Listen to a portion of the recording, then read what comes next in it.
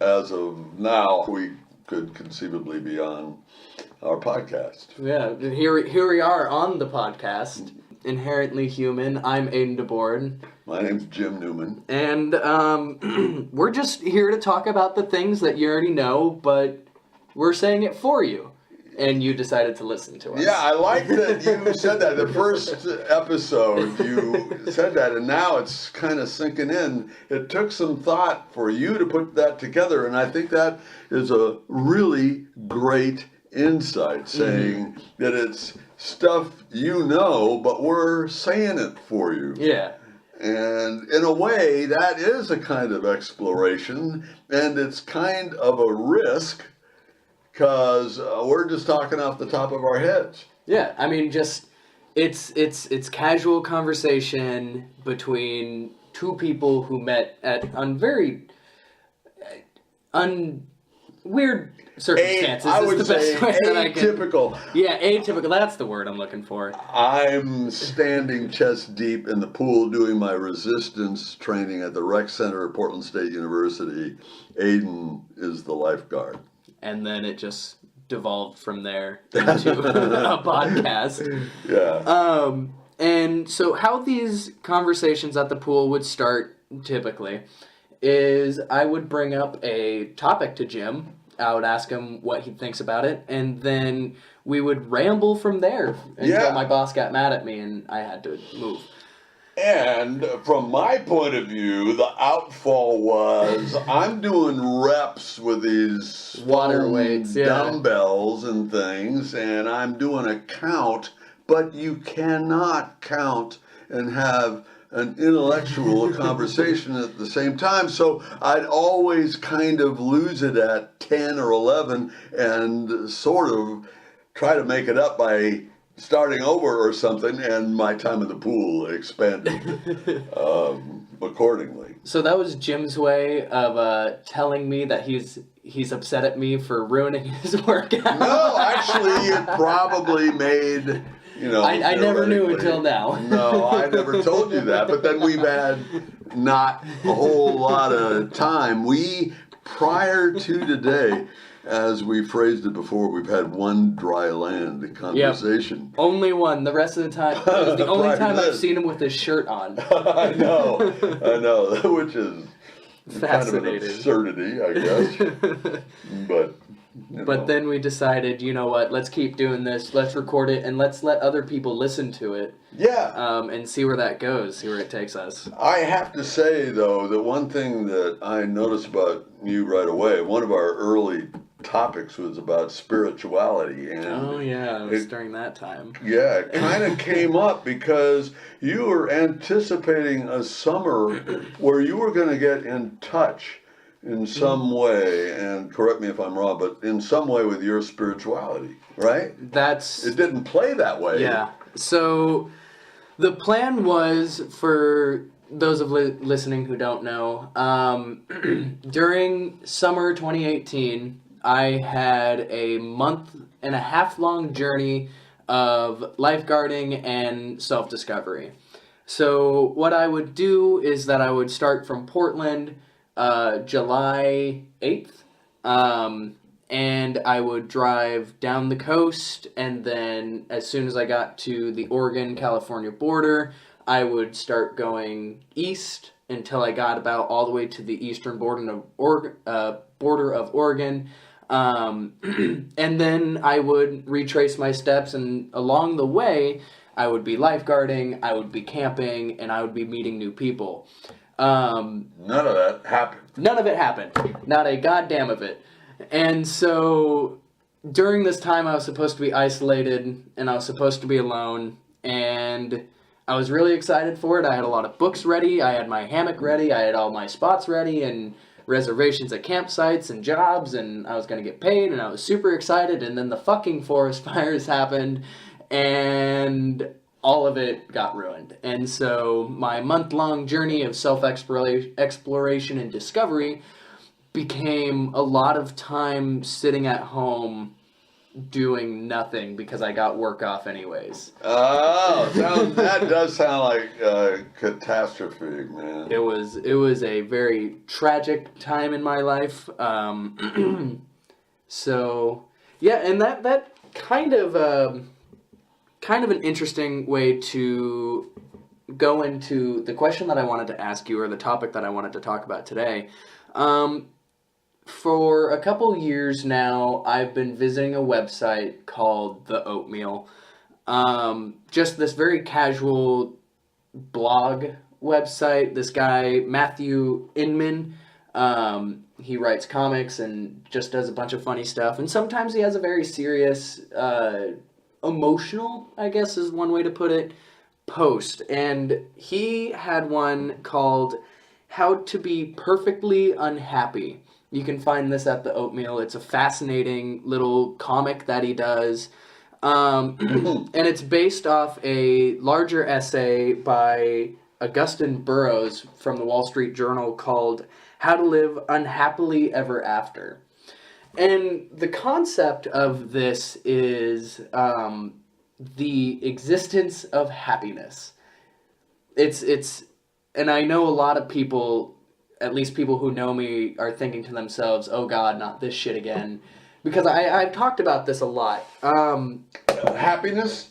Happiness, You yeah. talked a lot about happiness. Happiness and its fragility and almost existence entirely. In other words, you question whether there is such a thing as happiness? Absolutely. So, my understanding, and through these two sources, I question happiness only because it feels like a state of permanence, and if you are not happy, what are you? What's the opposite of happy?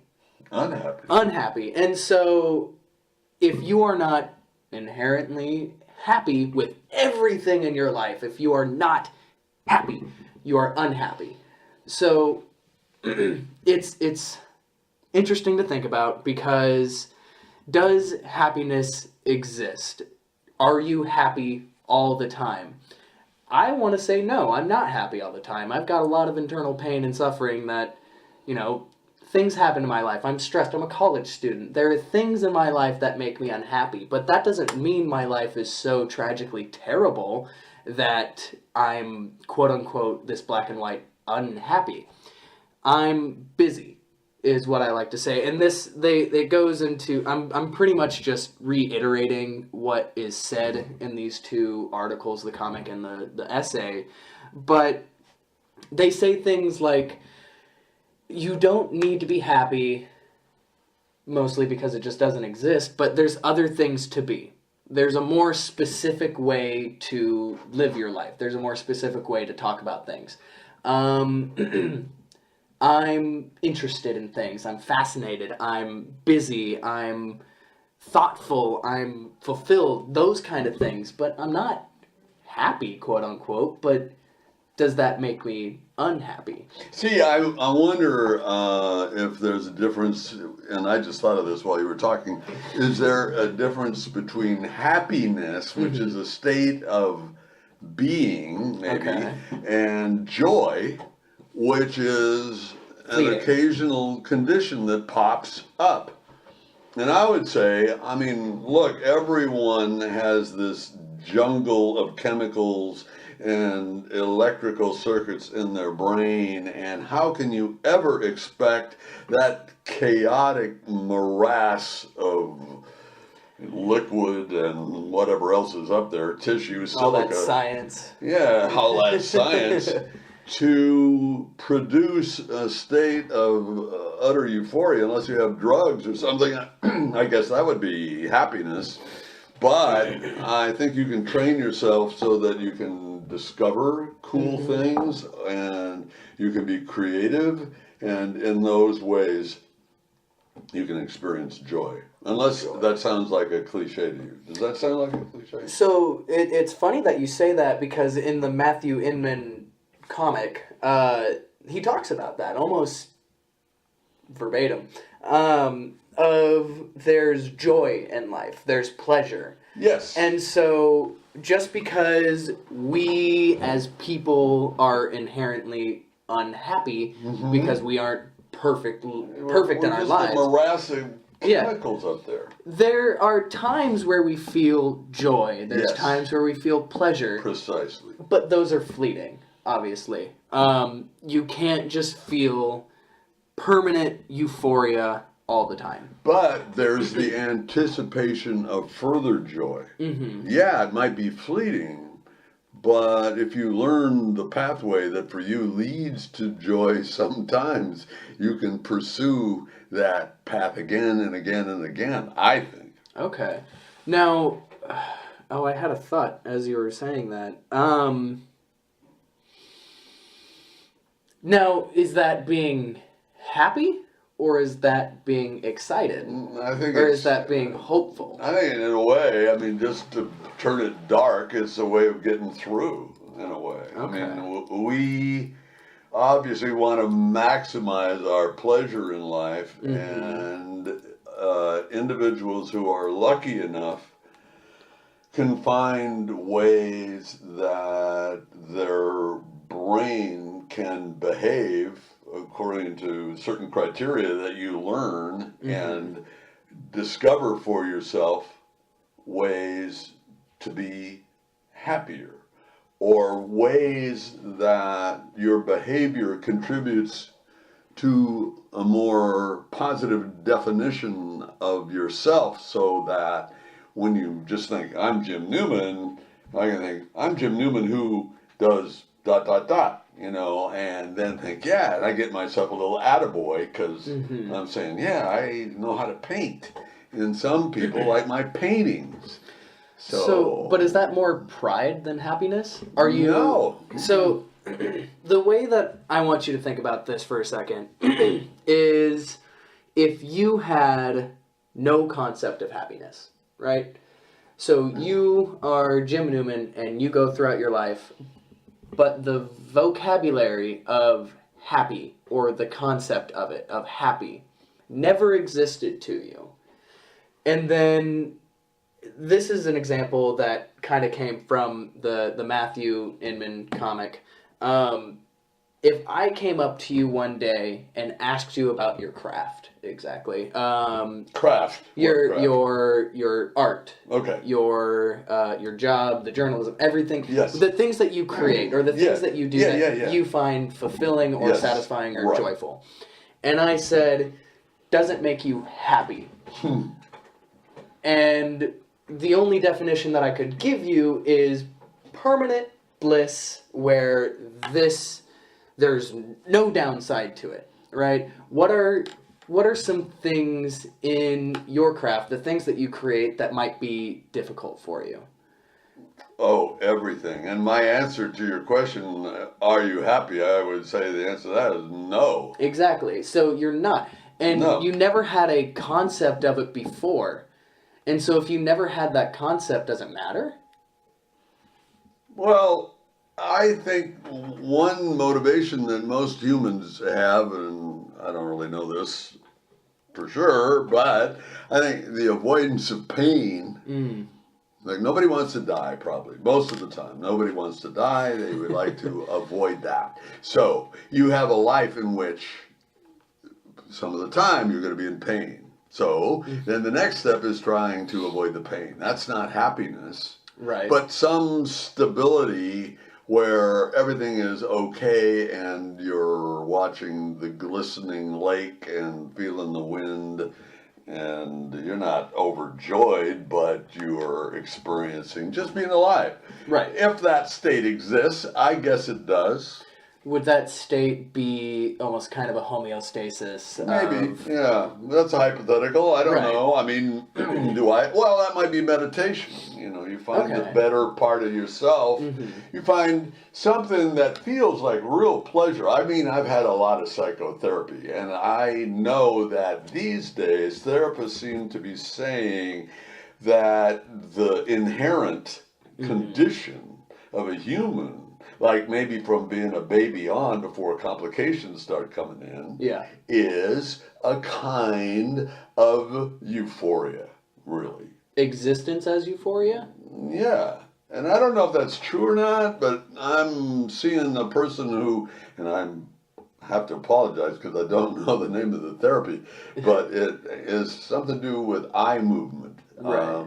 But her whole point is to guide me to these feelings of real deep pleasure, and then teach me to recognize that state and call it up at will. And that could be something you do in meditation. Right. So, I mean, I haven't meditated enough to well, give you an I answer for can't that. do it very well because I'm Yeah. used to using my mind in different ways. I'm used to thinking. Right. A little bit too fast of a brain to try and Maybe. shut it off for a while. Yeah. Something else that I wanted to ask about this. I should have written it down. Okay, so I wrote a note. So this morning, before we started this, I actually reread both these articles and made some very half-assed notes. And one of them talks about fulfillment a little bit. Yeah. So in your life, your existence that is quote-unquote euphoria, do you feel fulfilled? No. No? I mean, that's sort of a glass half empty kind of thing. I mean, I have to say, but it's only an abstraction, that I had a successful career. Okay. You know, and therein I get into all kinds of emotional complexities because if I start talking about that level of success, I feel like I'm bragging, and that embarrasses me, and I don't like to talk that way. Try and I keep don't like humility. to feel Yeah. that, you know. But I could say that when I ended up retiring from my job, it turned out that I got this avalanche of praise for what I had done over 20 years, which was nice, but it doesn't sustain you. Okay. I mean, as time goes on, like that was 10 years ago now. And that's cold comfort. It's like, what have I done lately? What have I done to demonstrate my value recently? Now, that's a treadmill. And that doesn't lead to happiness. Might occasionally lead to joy. And it does lead to an anticipation of success, Right. which might be joy. But it isn't happiness. But that is, in fact, I guess, more or less how I live my life right now. Is essentially just anticipating the joy or pleasure coming from Work. work. Right. Yeah. In the comic and both the comic and the essay, they talk about their work actually. So it's great that you bring that up. They talk about their work, and a lot of times in their work they're doing something that's kind of grueling. They're doing it for a long time. They do things that might hurt them. They do things that are unhealthy for them. What kind of work is this? With Matthew Inman, I'm not exactly sure what he does beyond the oatmeal. Right. I'm pretty sure he does some kind of web design thing. And that's a blog site. Yeah, Oatmeal.com. Yeah. Okay. Entirely run by Matthew Inman. And he says, in his little comic, he says he runs ultramarathons, so he runs 50 miles at a time. He runs until his toenails fall off, Driven. his skin burns, Yes. and his bones scream, Oh, quote unquote. dude. He says he works for 12 hours a day sometimes. He forgets to feed himself. He goes until he doesn't know what time it is. But in the end, he's fulfilled, or he's at least busy. He's interested. He's doing something with his life, and although it doesn't make him permanently happy, quote unquote, because that doesn't certainly sound like what a happy person would do, he's not unhappy by any means. He still feels like his life has purpose. He's doing something with it, and he likes it like that. I brought it back to my guarding experience. So I've been a lifeguard since I was 15. I've guarded more hours than I've spent at home sometimes. I mean, I've worked a ton. And it's not great work by any means, and it's not fantastic, and a lot of times I resent it. But I feel there's meaning to what I do. When I teach a CPR class and people thank me for teaching them a skill, or I watch someone swim, or I help someone out, and I just do something kind of small, and it gives me meaning and purpose to this almost this monotonous job. It's very monotonous, but it doesn't make me happy.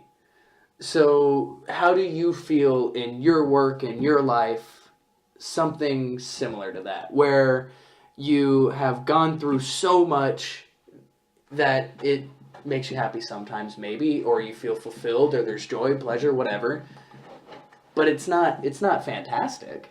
No. Well, I mean, I think about what you were talking about, Matthew Inman, and I made the comment offhand while you were talking that he was driven, and that might sound condescending because I was standing aside and labeling the guy, but the fact is, I had a career where I was very driven. We carried camera equipment out into the mountains a lot of the time, and it was a burden on me physically. I mean, there are batteries, tripod, all kinds of stuff. I worked for Oregon Public Broadcasting on a show called Oregon Field Guide, and the show really put physical demands on you sometimes, because you had to walk long distances and stuff. And sometimes I did have indications that it was wearing my body down, Right. but it didn't stop me at all. And to this day, even though I'm having continual problems with my joints, with my back, you name it, I've got difficulties with it, I still do as much of that stuff as I can. I can't stop. In some way, it's the way I balance my emotions by getting out and moving. And I think that is a kind of addiction, but it's not the most negative kind of addiction you can have. I mean, you can be a workaholic, right? Right. Maybe that's what I was. Now that I don't have that job that was so demanding, and another part of that that was so great was the people I worked with, because they're the same kind of obsessives I was. Right, yeah. So everybody was into quality and getting it right, and there were always disagreements about what that standard actually was. So you had to fight with other powerful people to get something on the air, to get the product out, and I loved that. Yeah. So there's a lot of, or at least what it sounds like to me, is that there was a lot of issues, there was a lot of problems, there were a lot of difficulties and obstacles and everything. Sure. But it's those obstacles, it's the shit that makes it hard, it's the stuff that makes us upset, that gives what we do fulfillment and meaning. Right? You surmount them, and that's a success, and it feels good every time you do it. One of the most difficult, and I don't know if you'll ever listen to this, but one of the most difficult photographers that I ever worked with, he's a very argumentative guy, but I miss him so much. I mean, I'm still friends with him, but I don't get into those kinds of intense arguments anymore, and I really loved them. I loved that. Did you ever win any? You know, or was there ever a winner? It's funny. As time went on, I told myself initially, while we were working together, that I was right 80% of the time, and he was only 20%. That, we'd be sitting in the edit room, and he'd say this, and I'd say something else. Okay, I'm right 80% of the time. And then, as I thought about it over time, I thought, no, it's probably closer to 50-50. But by the time I ended my career there, I thought to myself, I'm only right 40%. He's probably right 60. Yeah. And I don't know if that was some sort of growth, and I don't know what I based that on, but it was just this awareness that it wasn't about winning. Yeah. at all. It was about what ended up on the air and whether or not it talked to the audience, which has something peripherally to do with us, but it isn't us. It's people we don't even know. We just want them to understand what we're saying when they're barely paying attention. You know, they're going to the refrigerator, getting a beer or whatever, talking to somebody in the room, and we're trying to yell at them about the grand outdoors, right? And get them to have an emotional response to what's on the television set. That's hard. If it makes you feel any better right now, my grandma and subsequently my grandfather, I believe, watched that show almost religiously. Yeah, a lot of people did. One of my best friends now, he didn't know me, but he liked me. No way. Yeah. I actually need to start looking these up now too, because I don't think I've ever seen them. Oh, you never seen Blue Guy? They're I probably don't know if you've long watched it. before my time. Oh, dude, yes. Yes. so- Like approximately, I retired half your life ago. So that'll put it in perspective. So let's see. I was 10 when you Yeah, retired. Well, yeah. 2008. Okay. Oh, 2009? That was when I retired. Okay, so I was 10 or 11. And that was when my Oh, body God. was really, really falling apart. Yeah. So that's why I retired. But. So, kind of circling back to everything that we were kind of talking about before, thinking about these arguments and the ones that you quote unquote lost or whatever, the things that went on the air that you may or may have disagreed with, but you're still a part of. Did you find it joyful to see that stuff be received so well? I didn't even know it was received that well. I had a pretty high opinion of myself and of my work, but until I retired, maybe because the photographers work with you all the time and they don't want to give you a whole lot of leverage, perhaps, because in the edit room there are decisions to be made and they do have their own opinions. And so it wasn't like an easy thing for someone to say, gee, Jim, you're great. Thus giving me all the power. Next time I say, well, you know, I'm the great one, and you're not, so do it my way. See, Here's my 80%, there's your 20%. Exactly. Right. That never happened. So I didn't get a lot of that positive reinforcement at the time. I enjoyed working with the guys. I liked the sparring. I liked the creativity. I like the travel. Oh my God, the beautiful places in Oregon.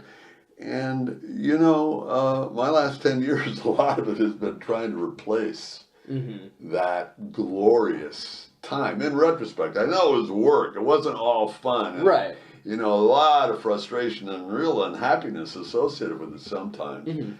But it did engulf my whole being. Right. So that even physical pain, you know, like I had to pay the consequences of it later when my back went out, my rotator cuffs, both of them went, and I have 2 metal hips. I mean, it just doesn't stop. $1 million man right here. Yeah, I know. So, but at the time, it was worth all of that. Because, yeah, well, I wouldn't say it was happiness. Right. But it was pleasure. Okay. In a way. So, kind of thinking about it again, how joy, pleasure, those emotions, these feelings are fleeting. Yeah. But there's always anticipation for it, like you said before. Yes. And the process to get to these feelings are essentially what bar happiness from existing in the first place, right? Would you say there are so walk many me times through that theory. I'm not sure. So my thought process, at least in this moment, is that happiness requires that, and the way that Matthew Inman says it is that you've met all your prerequisites. Everything is done. You've surpassed everything. You've climbed the mountain. You've conquered the monster.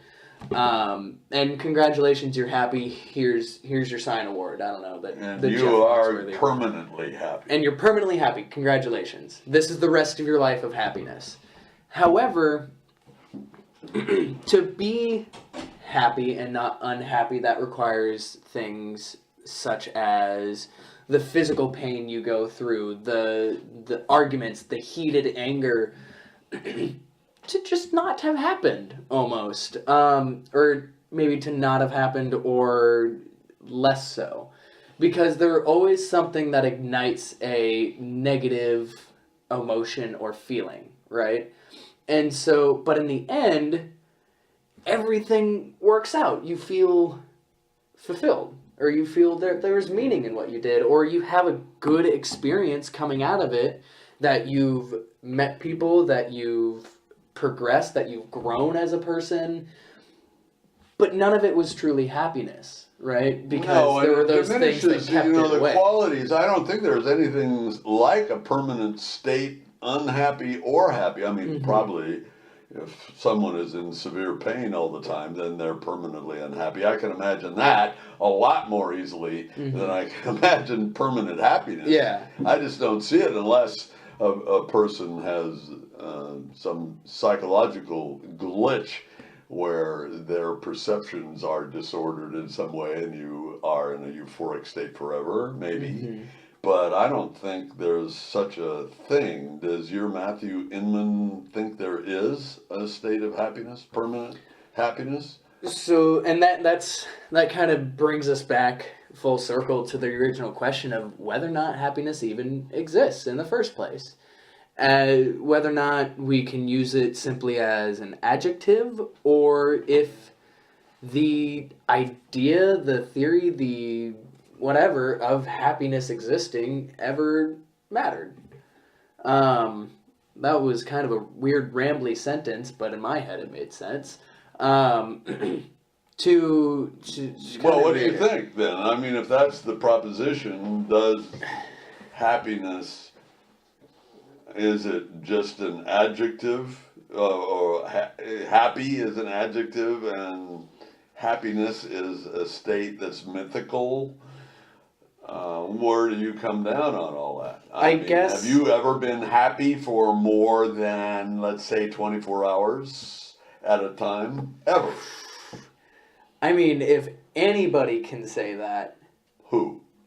if anybody, myself, you, I mean, anybody, if anybody could say, I was happy for 24 hours straight, there was nothing in those 24 hours that kept me from being happy, then I'd say you're batshit crazy and you need to get help. Well, don't you think? I mean, I agree with you. I that's kind of what I was saying. I don't know that, and I think it all does have to do with the marvelous gray matter that we all have up there. So many things are going on. I mean, the vestibular system, you're trying somehow to stay upright and not collapse on the floor. You're taking in vision, which I guess divides into multiple parts before it actually gets interpreted as sight in the brain. I mean, there are so many things happening. There are probably little train wrecks all the time in there. So one of the elements is emotion, and I mean, it gets squeezed like everything else, and it doesn't translate to something as reliable as the term happiness suggests is possible. So you're saying that the term itself, the term happiness, is unreliable at best. Well, like, it might be a great marketing tool. Fucking ads again. I don't know. All these ads. Sure. I mean, no, I think, you can shoot for joy, you can shoot for anticipation of joy. I mean, I think you can go with the idea of love. You know, I mean, love, I don't know, that could be said to be a kind of happiness, I guess. I think love is another episode entirely. That could be. Because we could get into that, and I don't know where that would go. That would be something far. Yeah, but you know, outweighing my ability maybe now. Buddhist monks, are they happy when they're in I don't know, does the word nirvana apply? I mean, is Pretty that sure. I'm not sure I'm about not a that either. religious expert, and No. I do not claim to be in any way, shape, or form. But my understanding of nirvana is essential. I think, and I could be totally butchering it, and I'm so sorry if I'm super wrong. But Well, nirvana. I'm right there with you in terms of the error. My understanding is that nirvana is the Buddhist heaven, essentially. Yeah, but is that happiness or is that a state of almost non-being, like you're just like a rock in the stream and totally balanced, maybe feeling the warmth of the sun? But you got to think about what it took to get there, right? Well, I mean, you it took a invest your lot whole of life. exactly, and so who's to say you wouldn't have been happy with something else, or quote unquote happy? Who's to say you wouldn't have been fulfilled with doing anything else if you had devoted all the time that you spent in this meditative state, creating something or studying something or doing. I don't. It's very subjective between each person as to what will bring them joy and pleasure, obviously, and I mean, to each their own. And that's really all I can say about that topic. Well, all I meant to imply was that that joy that someone in a nirvana state experiences is permanent, whereas what we've been talking about is a lack of consistent joy or lack of consistent pleasure. So that's the trade-off. They get it all the time. Mm-hmm. See, I mean, that in theory, it seems like you really limit your experience in this. And forgive me for this, I don't mean to be sacrilegious or anything, but you're smelling incense and listening to the temple bells forever. And there's not a lot of experience there, it seems. But your body is just filled with, I guess, some sort of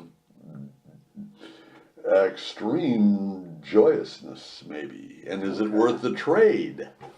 I mean, there's only one way to find out. Spend your entire life doing it. I'm a little late on that one. Yeah, I've still got the opportunity, but I don't know if I can commit. Well, we are running out of time here. Unfortunately, we've hit our 38-minute mark, which is remarkable, truly. Didn't expect this to go the way that it did, so I'm glad that it did.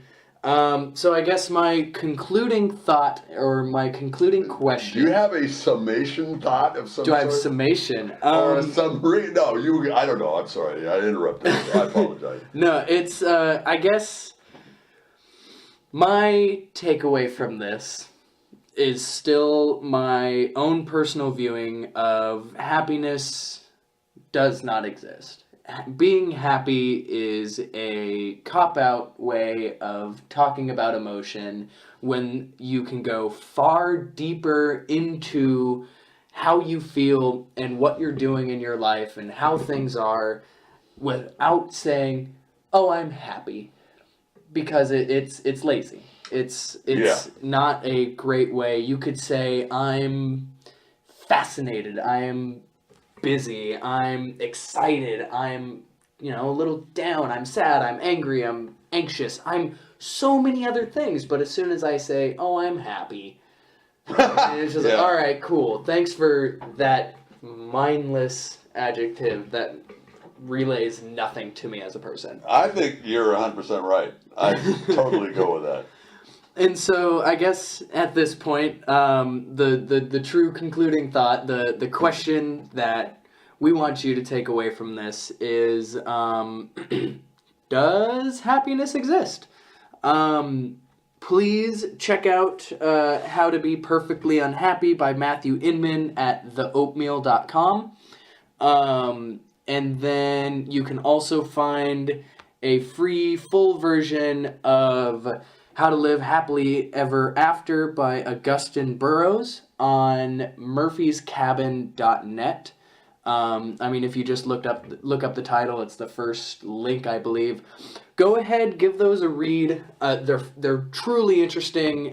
They've changed everything I know about my opinion about happiness, and I guess just think about whether or not happiness for you as a person or as a general human species exists.